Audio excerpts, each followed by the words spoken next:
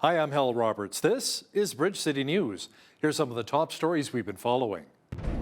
We have a special one-on-one interview with CPC leadership candidate Dr. Leslyn Lewis. She will discuss her plan for supporting our farmers and the energy sector. A well-known Calgary MP is considering putting her name forward to become the new leader of the UCP in Alberta. And Canadian National Railway has been given strike notice by more than 750 of its employees. We have the details. Your nation, your province, your southern Alberta. From the heart of Lethbridge, it's Bridge City News with Hal Roberts. Thanks so much for joining us. Calgary Conservative MP Michelle Rempel-Garner says she's seriously considering seeking the UCP leadership and becoming Alberta's next premier. Rempel-Garner made the recent announcement on Twitter. She was serving as co-chair on Patrick Brown's CPC leadership campaign when Jason Kenney announced that he was resigning as premier and leader of the party after narrowly surviving a leadership review with just over 51% support. Rempel-Garner says she will focus her attention on a potential leadership run. Meanwhile, the co-founder of Alberta's United Conservatives officially launched his campaign to become its next leader. Brian Jean lost the UCP leadership fight to Premier Jason Kenney back in 2017. He says he's running again to get the party back on track by listening to people and fighting for a better deal for Alberta in Confederation. Jean is one of 8 candidates who have officially announced that they will be running for the UCP leadership. The new party leader and premier will be chosen on October the 6th. There are 6 candidates vying to become the new leader of the Conservative Party of Canada. Dr. Leslyn Lewis, who is one of those who is looking to lead the federal Conservatives. Bridge City News had a special one-on-one interview with Dr. Lewis, who says she has a solid plan to help our province's oil and gas sector should she become leader and eventually Prime Minister. We want to be able to uplift ourselves and rebound out of COVID. And one way of doing that is to start developing our natural resources, because for every resource job that's created, there are 7 splinter jobs created all around the country, whether they're in the steel industry, whether they're in the banking industry, in the transportation industry, in the resource development industry. These industries all benefit from our oil and gas sector.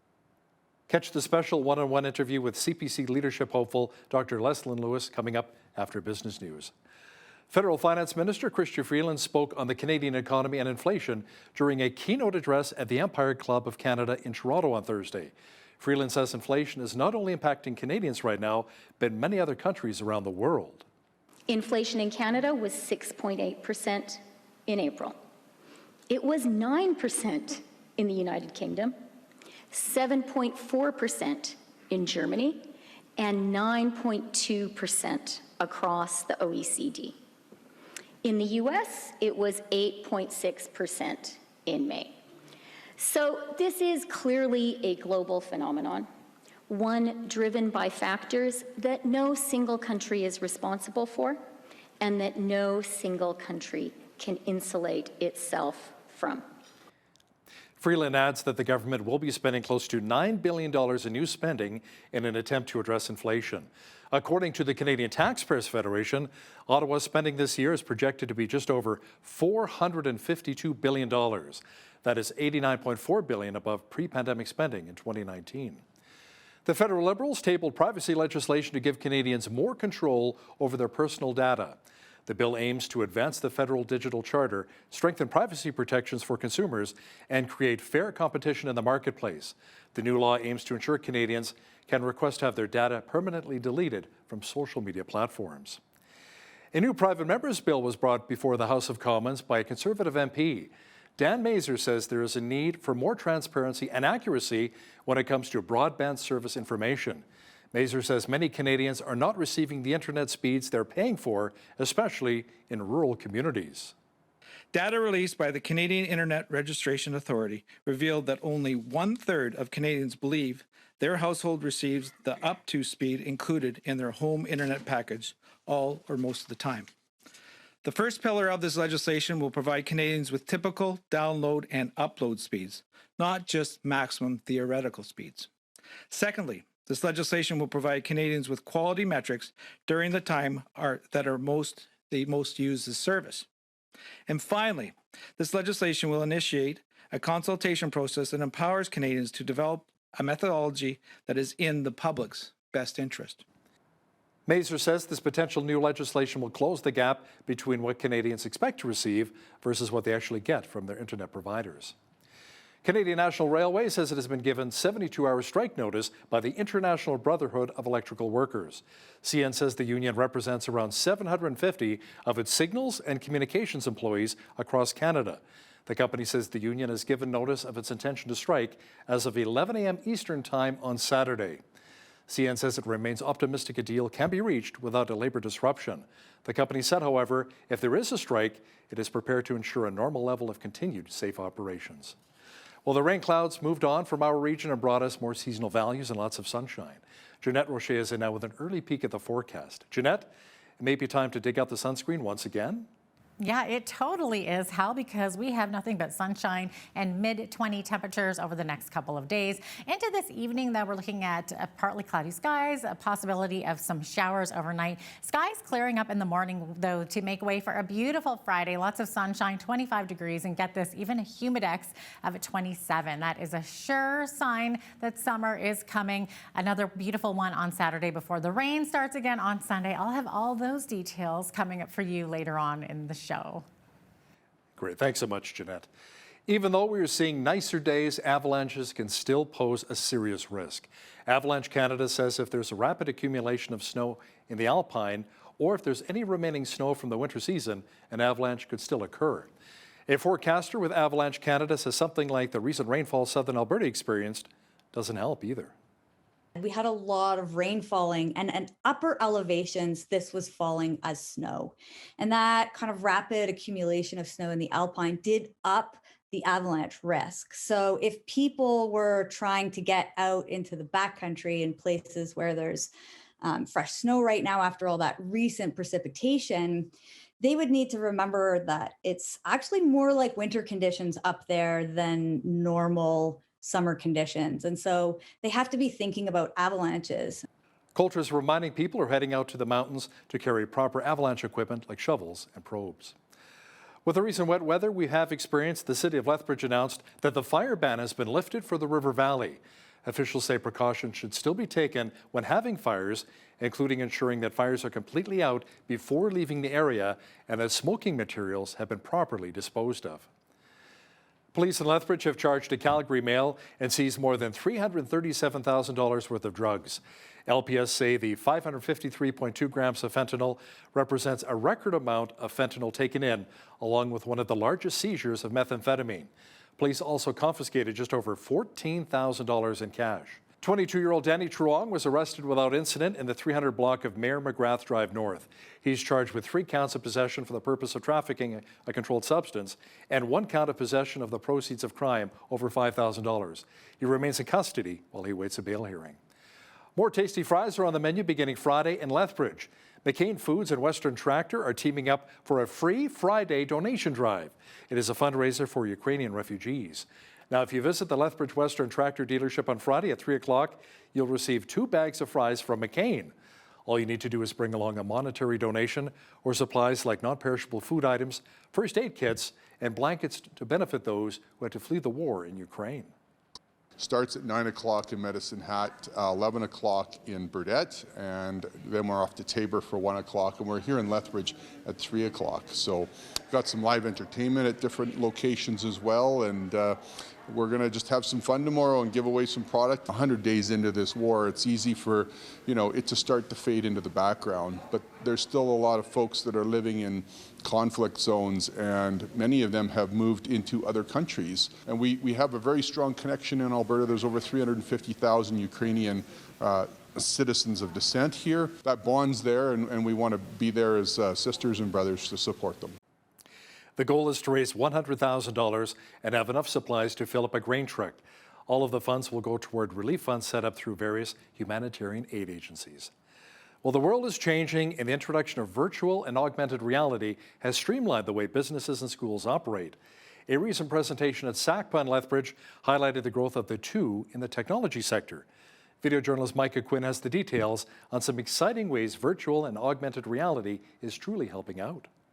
The future is as limitless as our imagination. Mike McCready, the Program Research Chair of the Spatial Technologies Applied Research and Training Center at Lethbridge College, introduced one of the first virtual reality courses at the college in 2016, where he taught students how to create mobile VR games. There are a few differences between augmented and virtual reality. McCready focuses on the social aspect of virtual reality, which is created in an environment through a simulated experience via a headset. In comparison, augmented reality creates an image or video through a computer or phone with the user's view of the real world. VR has also been used to help out people who have eating disorders. So what they would do is they would put them into a virtual reality environment, which would be in a restaurant, and it would have them walk through the mechanics of eating a meal at a restaurant. While it's not a real life physical experience, but the brain has a way of tricking and convincing us that it is somewhat real, but it allows them to practice that exposure therapy in a safe way, and then allow the psychologist to respond to those feelings right when they happen, which is proving successful. You might be thinking VR is fairly new, but the first VR experience with a mounted headset was created in 1968 by Ivan Sutherland with the help of his students, including Bob Sproul. Lethbridge College has already put themselves on the map nationally and internationally in 2021 with the first full-day event called Merging Realities, where social VR and AR activities took place and showed how each can help businesses grow. So having a technology that is a bit more of a cutting edge, a bit more new, has a way for you to be able to cut through some of that noise there. For Bridge City News, I'm Micah Quinn. Much of the U.S. Midwest and a large portion of the southern states are facing a potentially dangerous and deadly heat wave. More than 125 million people are under heat alerts in the United States and are being urged to stay inside air-conditioned facilities. The heat waves stretch from parts of the Gulf Coast and the South to the Great Lakes in the Midwest. In Las Vegas, Nevada, temperatures soared to 43 degrees Celsius or 109 degrees Fahrenheit. It was pretty much the same picture in Phoenix, Arizona. Cities in the Midwest have also struggled with government officials racing to provide cooling options for children, seniors, and those who are most vulnerable. 3 women in Chicago died last month during their heat wave, which saw temperatures soar close to 40 degrees Celsius. A plane carrying 177 Ukrainian refugees landed in St. John's, Newfoundland. It is the second airlift chartered by the province to bring Ukrainians fleeing Russian attacks to Canada's easternmost province. The first flight arrived on May 9th, carrying 166 passengers. This flight has there are a number of healthcare professionals. There's a physician with his spouse who's also a healthcare worker. There's lawyers. There's a number of tradespeople. There's quite a different skill set that's here. There's a total of 63 children that are on board, and we're looking forward to having them as our new neighbors. I worked in the court system over there, and Angelina's mom is my colleague. She works in the Kiev courts, and she contacted me when the war started and asked if there were any Canadian universities that might have a special program for Ukrainian students. I put it out on social media, lots of responses, including Memorial, and they all 5, there's 2 more of them back there yet, all 5 of them have scholarships to Memorial to do their master's degrees. They've all got their bachelor's, they speak English, and we're so happy to have them here. So it's through a woman in Ukraine to me that we have now have this relationship with these students, which we're so thrilled. That's so great to see. Meanwhile, a large number of European leaders have arrived in Ukraine for a high-profile visit. On est présent, concentré, et on va retrouver le président Zelensky maintenant pour à la fois nous rendre sur un site de guerre où les massacres ont été commis, et ensuite pour pouvoir conduire les entretiens qui sont prévus avec le président Zelensky. Je pense que c'est un moment important. Energy market turmoil caused by the war in Ukraine has triggered an increase in coal-fired electricity production in the European Union and a temporary slowdown in the closure of power plants long earmarked for retirement. For the EU to do its fair share to achieve the Paris Agreement's 1.5 degrees goal, coal needs to be phased out by 2030 the latest, and for gas it's 2035. And this sounded really ambitious a couple of years ago. Now the whole dynamics changed. I mean, now it's not seen as a radical idea. We're getting there slowly. Christian relief organization Samaritan's Purse is working with church partners in Ukraine to provide hospitals with medical supplies and families with food in towns that have been destroyed in violent conflict.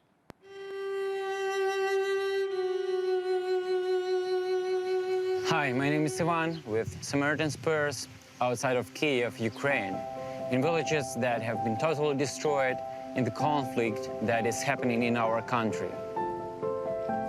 These villages suffered a lot of damage and people have a lot of needs right now. Through the local churches, Samaritan's Purse provide the hospitals with medical supplies and families with food they really need right now.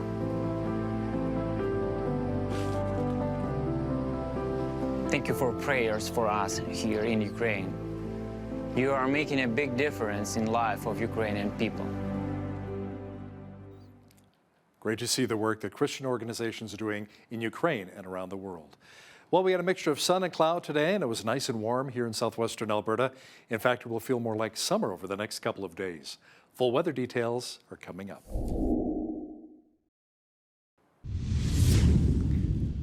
We enjoyed lots of sunshine and warm temperatures across much of southwestern Alberta again today. Jeanette Roche is in now with a complete look at the forecast. Jeanette, might be time to put on the sunglasses and slap on the sunscreen. It'll feel a lot like summer over the next few days. It absolutely will, Hal. We have some beautiful days on the horizon. 25 degrees the high for Friday, lots of sunshine. Saturday, even warmer, 26 the high under sunny skies. Into Saturday evening, though, that's when the moisture starts to develop again. We're looking at a 60% chance of rain Saturday night. Into Sunday, Father's Day, also expecting 60% chance of rain. High at 19 degrees, 18 on Monday with rain as well. And then clears up for Tuesday with a mix of sun and cloud. 22 the high for both Tuesday and a Wednesday. So as that moisture starts to develop, we're going to see the temperature drop a little bit to below average. Average high for this time of year, 22. Average low, 9 degrees. 35 was our high temperature on this day back in 1961. And in 1994, we were sitting at a chilly -1. 5:23 is when the sun rose this morning. Our sun set this evening, 9:41 p.m. Getting us closer to that summer solstice, 16 hours and 18 minutes of daylight today. Victoria sitting at 18 degrees. Tomorrow, mix of sun and cloud. 19 the high in Vancouver. And Edmonton looking at 19 degrees, also chance of rain and a risk of a thunderstorm. 23 the high in Calgary. Calgary also seeing a chance of showers tomorrow. A little bit windy in the prairies, looking at some 60 to 70 winds in Regina. High of 28 though. Sunny skies, very humid there as well, looking at a humidex of 31. Saskatoon, beautiful, 28 sunshine, 25 in Winnipeg tomorrow, under sunny skies as well, looking at some winds up to 60 kilometers per hour there as well. 26 degrees the high in Toronto with a mix of sun and cloud tomorrow. Ottawa sitting at 24, mix of sun and cloud. Both of those cities seeing some winds as well up to 60 Montreal 24 and a chance of showers there. Quite a little bit more rain happening in Fredericton, looking at 5 to 10 millimeters tomorrow and a risk of a thunderstorm. 22 the high there. Halifax sitting at 18 degrees in sunshine. 20 in Charlottetown, looking at 2 millimeters of rain there. 16 the high expected tomorrow in St. John's with sunny skies. So there you have it. That is your forecast. TELUS announced a $2.9 billion deal to purchase LifeWorks, formerly known as Morneau Chappell. The deal, including debt, allows LifeWorks shareholders to receive a cash payment of $33 a share. The amount of cash and number of shares will be limited so that TELUS can pay for half the deal in cash and the other half in shares. LifeWorks helps companies with employee and family assistance plans, absence management, pension, and retirement planning. The unemployment rate in Lethbridge is lower thanks to more jobs in a wide variety of sectors. The CEO of Economic Development Lethbridge, Trevor Lewington, says things in our region are really looking up as we slowly make our way out of the pandemic. Unemployment was down at 5.5%, so that's the best it's been in the last few months and far better than it's been over the last couple of years. We actually saw 1,800 jobs created in April, and it was driven primarily by 3 main sectors, so construction, manufacturing, and wholesale and retail. So that's good news. We did see a bit of a downturn in healthcare and social assistance, but as the pandemic wanes, we expect that industry that saw a lot of growth, of course, taking care of people, to decline a little bit. So all in all, very positive news. Mr. Lewington will have more on jobs numbers and how businesses are faring right here in Lethbridge coming up after business news. Revlon is filing for Chapter 11 bankruptcy in the United States. Officials at the 90-year-old cosmetics company says it was weighed down by a strong debt load, surging costs, and disruptions to its supply chain network. The company has been a mainstay on store shelves for decades with household names like Almay and Elizabeth Arden. But Revlon has struggled in recent years with mounting debt, rising competition, and a failure to keep pace with changing beauty standards. Italian luxury sports car maker Ferrari has outlined a strategy calling for 40% full electric and 40% hybrid models by the year 2030. The company's CEO confirmed today that the first electric car will be presented in 2025, with the first deliveries the following year. Its first hybrid model launched in 2013 was the limited edition LaFerrari. It was based on Formula One technology. Now, here's a look at today's markets. The markets were down today due to recession worries. The TSX was down 607 points on the day to 19,004. The Dow was down 741 points to 29,927. The S&P 500 was down 123 points to 3666, and the Nasdaq was down 453 on the day to 10,646. West Texas Intermediate Oil was up $1.60 to $116.91 US per barrel. Natural gas was up 2 cents to $7.44 US. Gold was down a cent to $18.5732 US an ounce, and silver was even on the day at $21.96 US an ounce.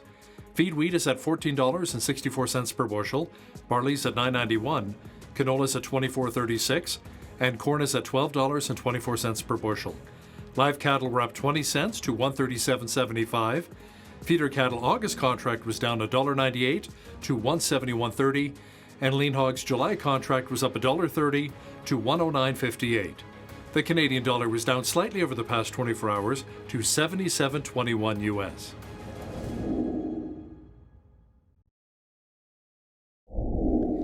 Recapping one of our top stories, Calgary Conservative MP Michelle Rempel-Garner says she's seriously considering seeking the UCP leadership and becoming Alberta's next premier. Rempel-Garner made the recent announcement on Twitter. She was serving as co-chair on Patrick Brown's CPC leadership campaign when Kenny announced that he was resigning as premier and leader of the party after narrowly surviving a leadership review with just over 51% support. Coming up, an exclusive one-on-one interview with CPC leadership hopeful Dr. Leslie Lewis. Dr. Lewis will talk a bit about her faith and her plan in helping our province's agriculture and energy sectors. Catch that informative interview in just a moment.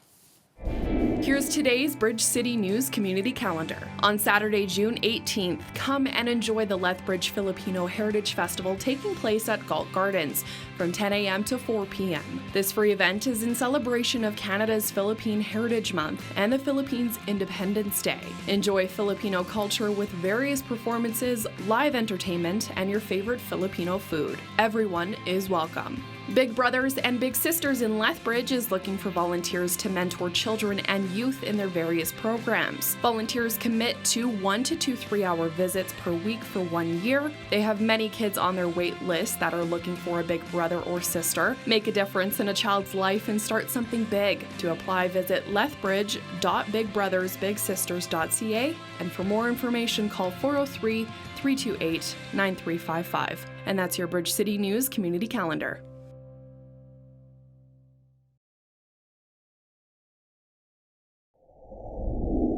The federal Conservatives are choosing their new leader on September the 10th. Around 500,000 CPC party memberships were sold by the 6 candidates vying to become the new Conservative leader. Pierre Poilievre's camp said they led the way with around 312,000 memberships sold. Leslyn Lewis's group also sold a number of memberships, and Dr. Leslyn Lewis joins us now from Haldimand, Norfolk County. Welcome to Bridge City News, Dr. Lewis. Thank you. I'm happy to be here with you today. So where did you receive the biggest response when it came to memberships sold by your team? Was it here in Western Canada, where you are in Central Canada? Well, I think it was more based on issues. And so it was more focused on issues that related to freedom and sovereignty and our economy and pro-life issues. So we found that people were gravitating around these issues that they felt that governments weren't dealing with effectively. And so they gravitated to our camp. Were those a lot of the potential voters more so in Western Canada? Where did you sell more of the memberships, or in Central Canada? I would say that they were spread out all over the country. And as you know, I did very, very well in Western Canada, but we found that this election cycle, that people were more focused, not really on regional issues per se, but more on issues that pertained to the unity of the country and the prosperity of the nation. Now, a number of political experts say this race is really Pierre Poilievre's to lose. How do you respond to that? Well, I think it's the members' race. It's who the members are going to rally behind. And I know that a number of camps have put out their numbers, but really and truly, if everybody who put out their number was accurate, our membership would have to be around 900,000, because we also sold very strong numbers, and our numbers are even stronger than in 2020. I just don't want to weigh into that numbers game, because I don't think it's productive, because it really rests on who the members think will bring this party forward, will unite this party, unite this country, and bring in new conservatives into the fold. And I believe I'm the best person to do that. Now, you were born in Jamaica, immigrated to Canada at the tender age of 5, and you grew up in East York in Ontario. You have a law degree and PhD in international law, and you're a Bible-believing Christian, correct? Well, I think, isn't that the only type of Christian that there is? I don't know that a Christian could not believe in the Bible and then consider themselves a Christian. So I would agree with you on that. So how has your faith really played a role in defining who Dr. Leslyn Lewis really is? I think that my faith has enabled me to be more compassionate and to recognize that we were all this part of the same family, the human family, and that we, no matter who we are, we deserve to be treated with dignity and respect and love. And so I look at even government policies as making sure that we are there for the most vulnerable, being there for the people who are in need, and making sure that our policies not only uplift our nation and prosper our nation, but that the social fabric of our society is also held together. Now, how would you really stick up for social conservatives should you become leader?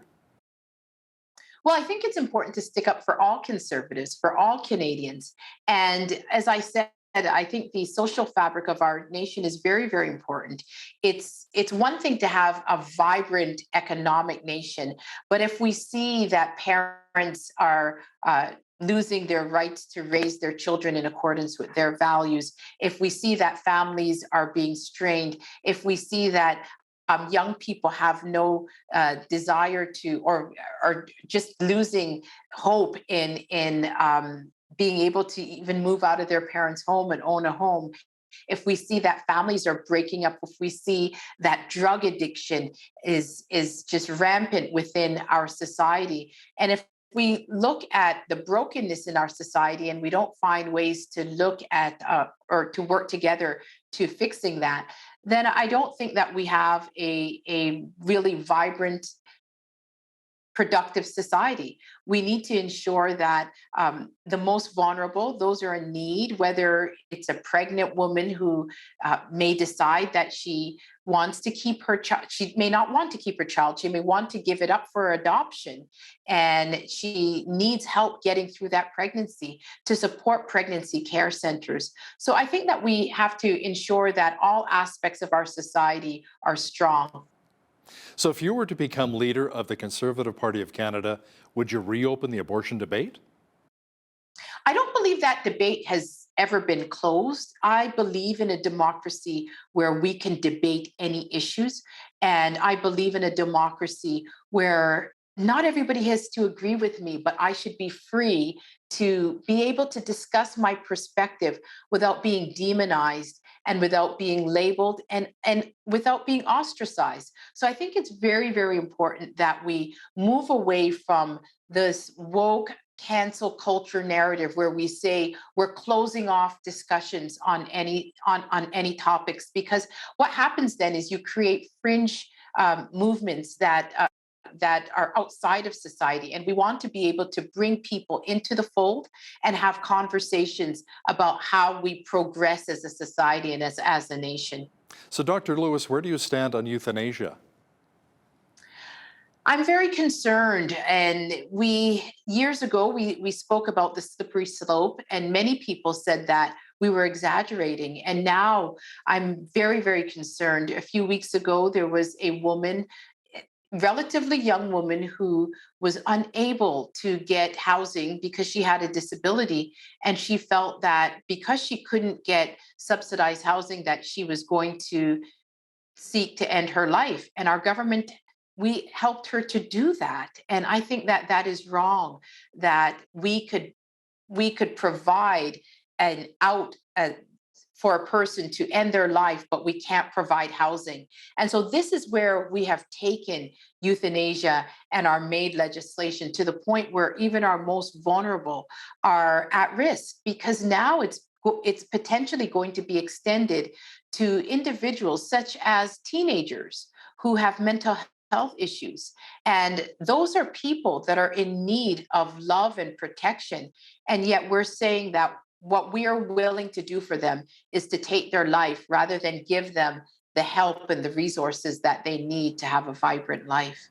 A number of government restrictions are finally coming to an end. Why do you think it took the Trudeau Liberals so long to act when so many other countries around the world loosened their restrictions months ago?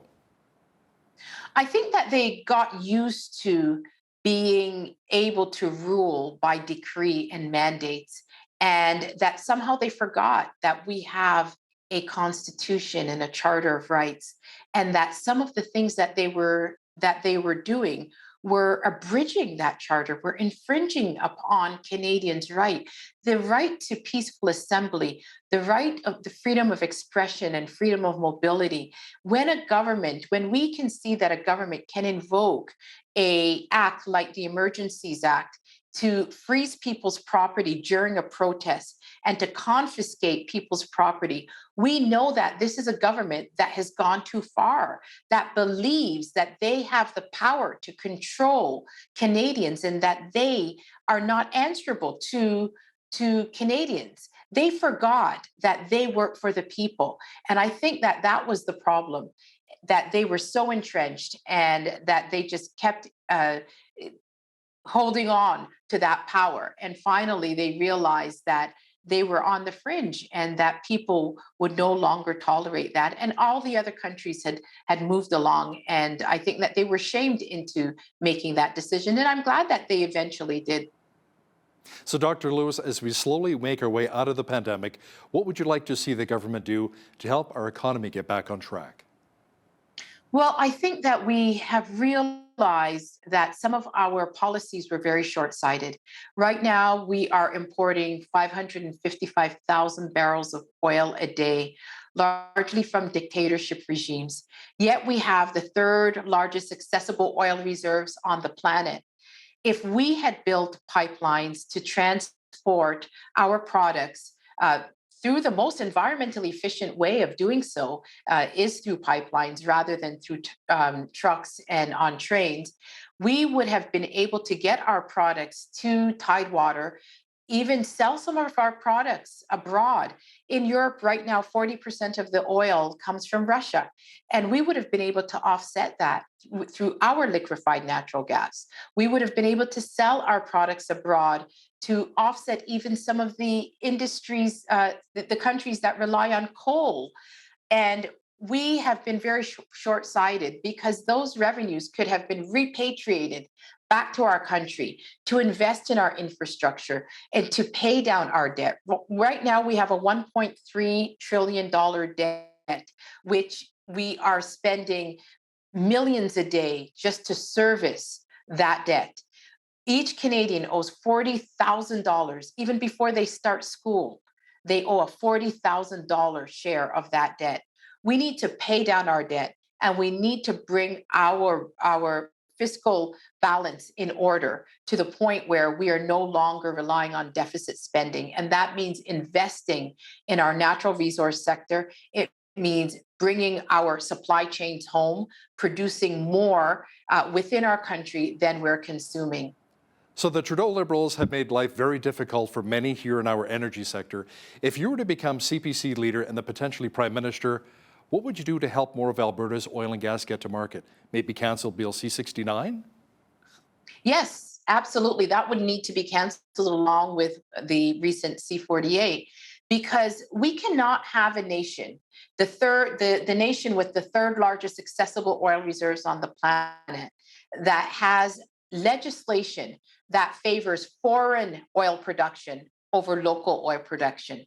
We need to ensure that we can develop our natural resources. It not only benefits Canada as a whole, we have First Nations communities that are engaged in resource sharing agreements with our government that will enrich those reserves, that will take those reserves out of poverty and create wealth within those reserves. Many of those First Nations communities have said that they don't want a handout. They want to be able to enrich their own communities and to develop infrastructure on their communities. And Canadians also want that too. We want to be able to uplift ourselves and rebound out of COVID. And one way of doing that is to start developing our natural resources, because for every resource job that's created, there are 7 splinter jobs created all around the country, whether they're in the steel industry, whether they're in the banking industry, in the transportation industry,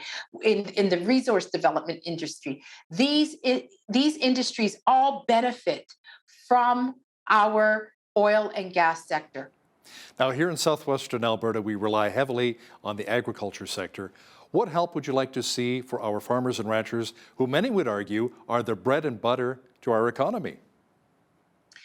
I think it's very important that we recognize that our policies do directly affect the food that gets on our table. And when we have farmers who ordered fertilizer from last year and had their fixed budget for this year based upon those fertilizer costs, and our government imposed a 35% tariffs on the fertilizer that was ordered from last year, it really offsets, the balance and the budget that they have set to produce the crops for this year is completely off.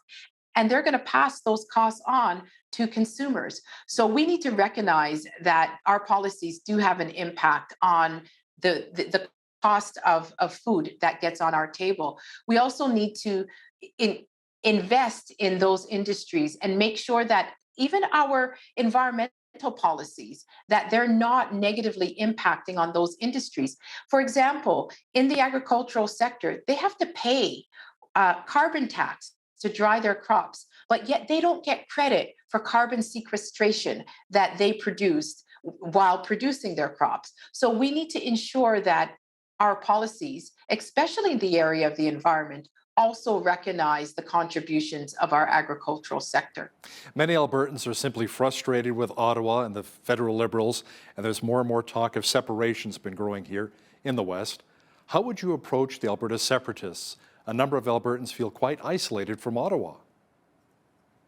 Well, I would let them know that we want to work with them and that we have a mutual goal of keeping this country together, uniting this country, and making sure that every region's voice is heard. We understand that the West has unique issues that are pertinent to them. And I recognize that our centralized government has taken the West for granted. I recognize in issues and in regulations like Bill C-48 and Bill C-69 that those regulations penalize the West and actually put handcuffs on them to develop their natural resources. And so I would work together with the separatists and make sure that we have policies that will ensure that the West thrives, because when the West thrives, so does the rest of Canada. Amen to that. Dr. Leslyn Lewis, CPC leadership candidate, thanks so much for joining us today from Ontario. Thank you. It was a pleasure.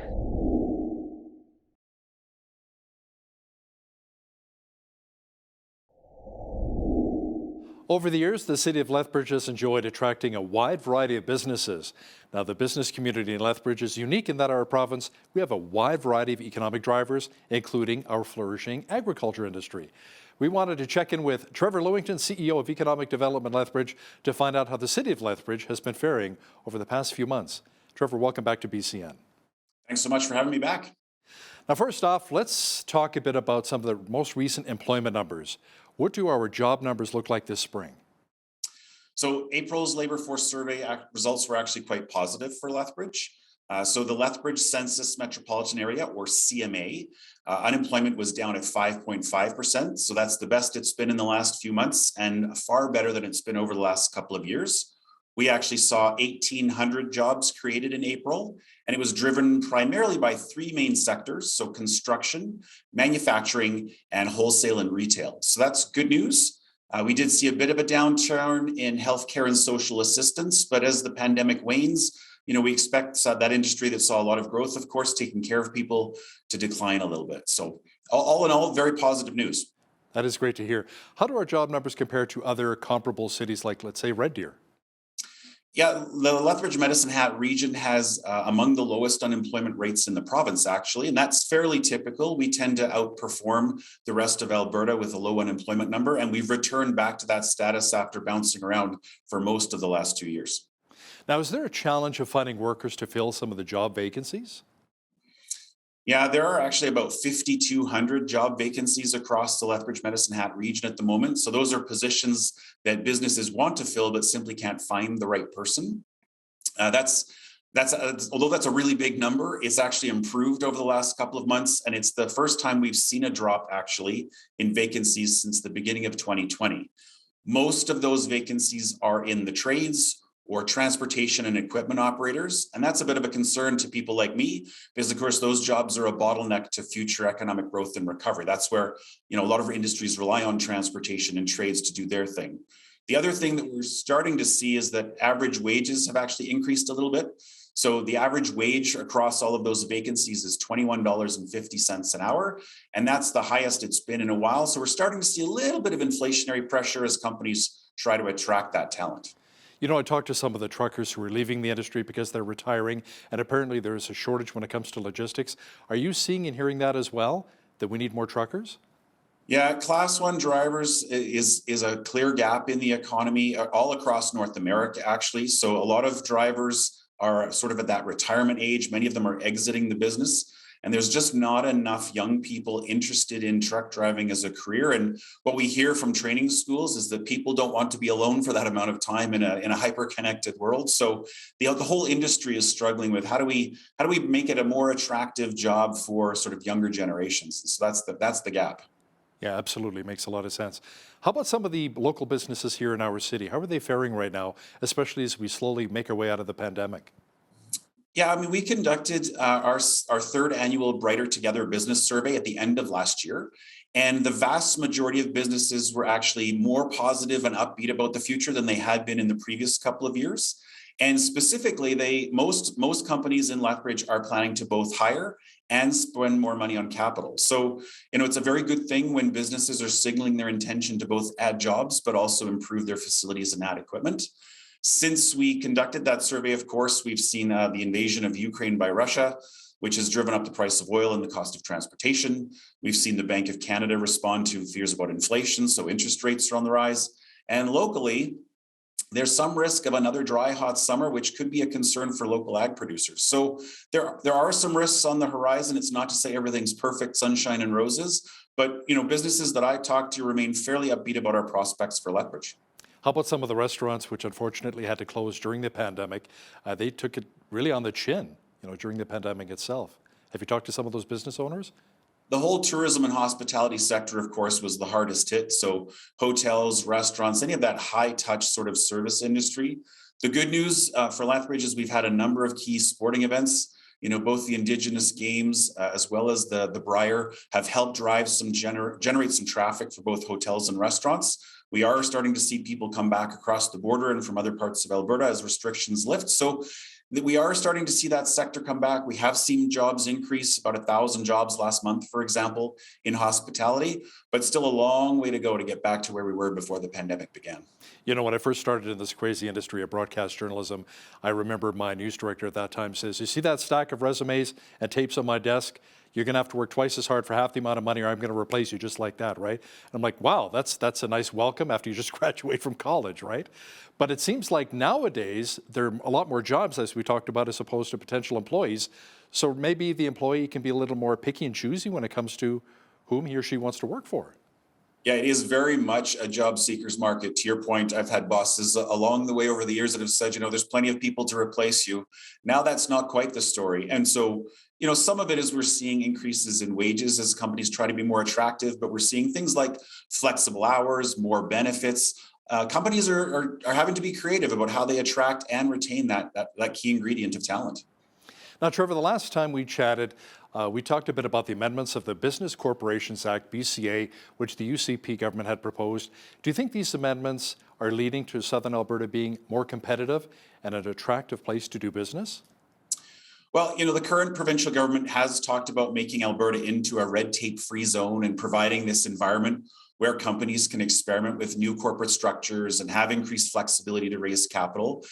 The changes, frankly, are meant to position Alberta as a bit of a living lab. The government has talked about creating a sandbox in which companies can play with different operating models.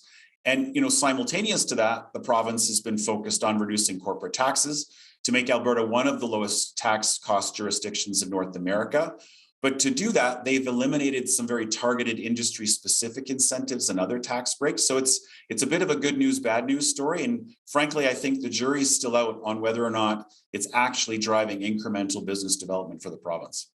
Trevor, do you think there's something more specific you'd like to see from the province that you feel would really help Lethbridge business owners?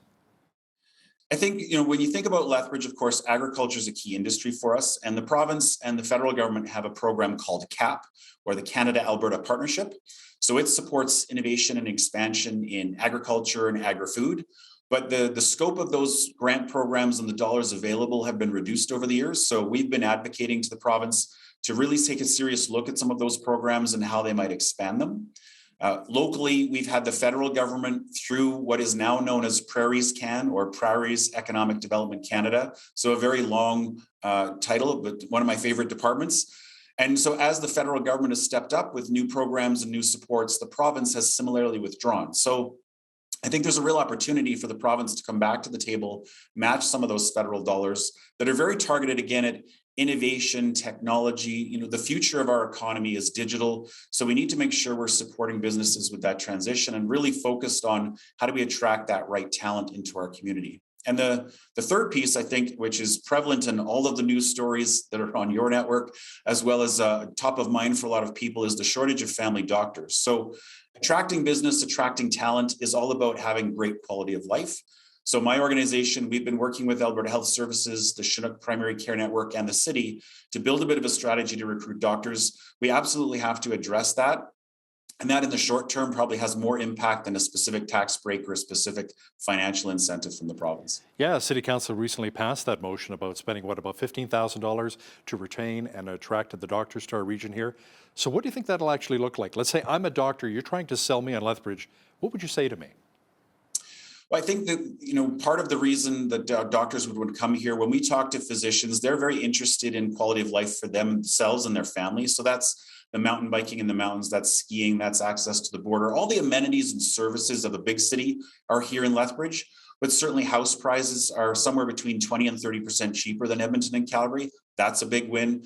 Those commute distances to work are, usually 10 minutes or less. So that's a big selling feature. And the cost of operating a practice, the actual cost of your real estate and labor to run a medical practice is cheaper here in Lethbridge. So there is more money to be made if you're a physician that operates a practice. So it's selling all of those features, educating people on all the great things that Lethbridge has to offer. Now, one of the main economic drivers in our region, of course, is agriculture. And we're praying for rain for our farmers, our producers, the ranchers.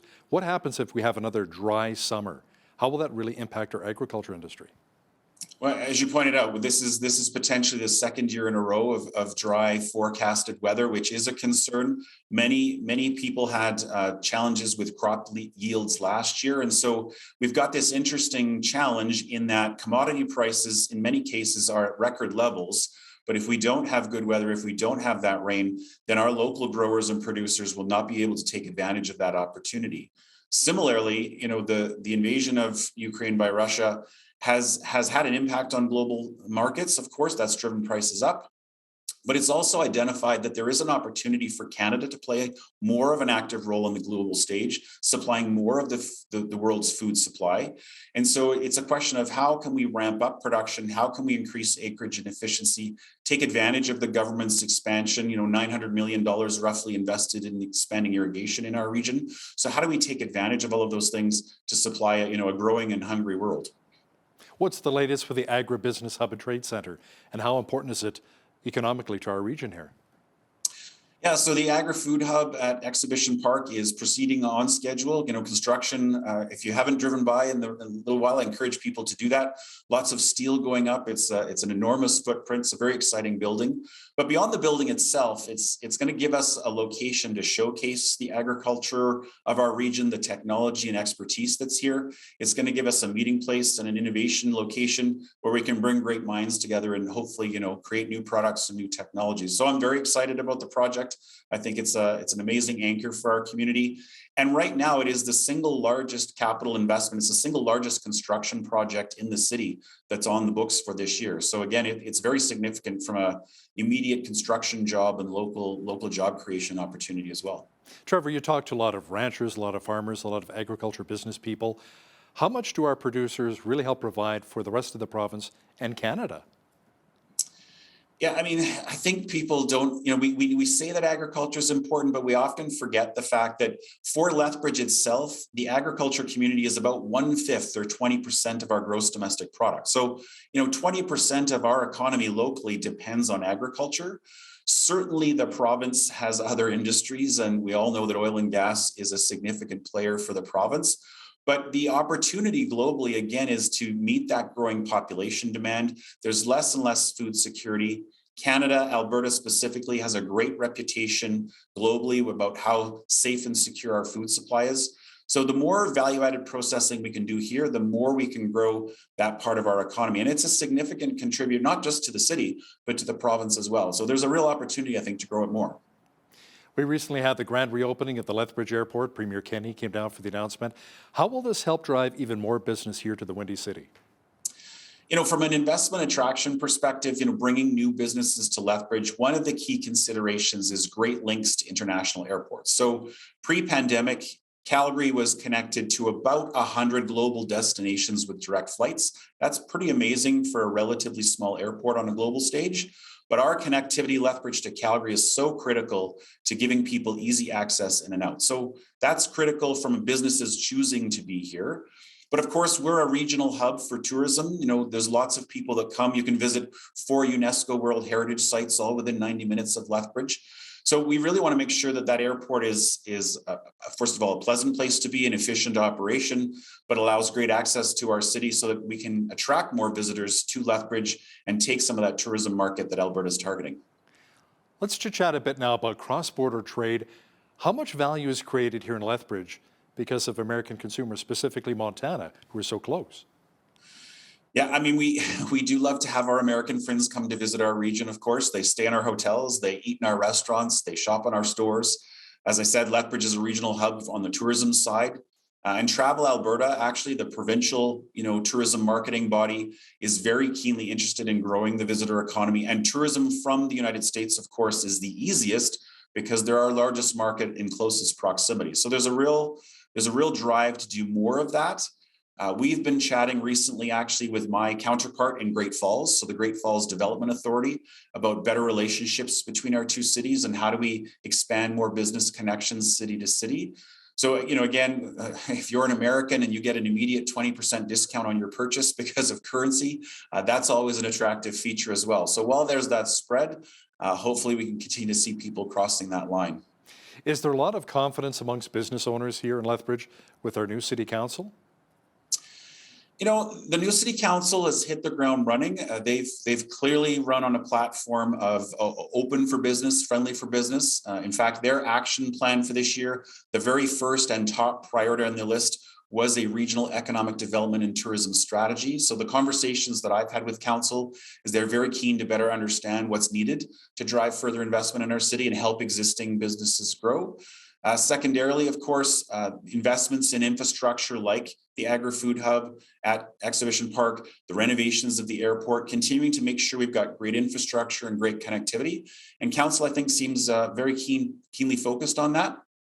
And most recently, of course, they approved a 0% tax increase, at least on the municipal portion. So other levels of government, like the province, get to set the education rate, but the municipal portion isn't going up. And I think that's really important as businesses face challenges on the costs of labor and inflation on goods and supplies, that at least there won't be an incremental tax burden. So, you know, kudos to City Council for recognizing that and staying the course with a zero tax environment as well. Trevor Lewington is the CEO of Economic Development Lethbridge. Thanks so much for your time today. Thank you. Appreciate it. On behalf of all of us here at Bridge City News, I'm Hal Roberts. God bless and thanks for watching.